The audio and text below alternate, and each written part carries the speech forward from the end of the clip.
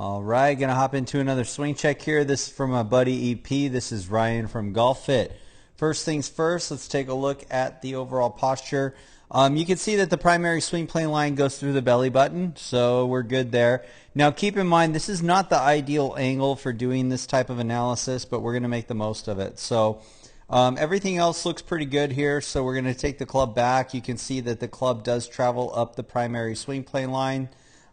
Based on the angle, I would guess that it's just slightly out in front of the hands. And then we get up to the top of the golf swing. Very good top of the swing. Now, EP also mentioned to me in the email that he's a brand new golfer, so far the takeaway in top is really good for a new golfer. As we get to the top, you can see the shoulders are kind of leveling off here, and I would suggest kind of keeping that left shoulder a little bit more down at the top of the golf swing. But everything else is really pretty good as we start the transition here. Okay, so EP also mentioned that he struggles with pushing the ball. He's getting a lot of push shots. Now, it does appear as though you're getting the club parallel to the primary swing plane line or relatively close to it, but you could shallow that out just a tad bit more, and that will help you attack from the inside a little better.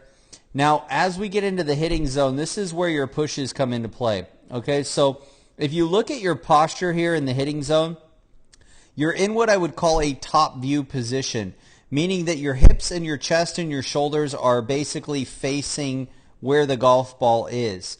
All right, and so what's happening here is that your hands and arms are doing all the controlling of your golf swing, and then the body is just kind of going along for the ride. Now, if you watch all the pros on tour, they lead the downswing, especially with the body, particularly the hips. So the hip rotation starts and finishes, or the hips start the downswing and continue to rotate and shift throughout the downswing, and then the shoulders and the chest and the arms will follow the hips. The hips are the leader. So what's happening here is because you're so rigid in the hitting zone and not rotating your body, you're also not really rotating your hands and forearms very well, and that's causing the club face to attack from the inside off of the toe. You can see that the toe is what's making contact with the ground there, which is definitely going to lead you to a rightward spinning shot. Okay?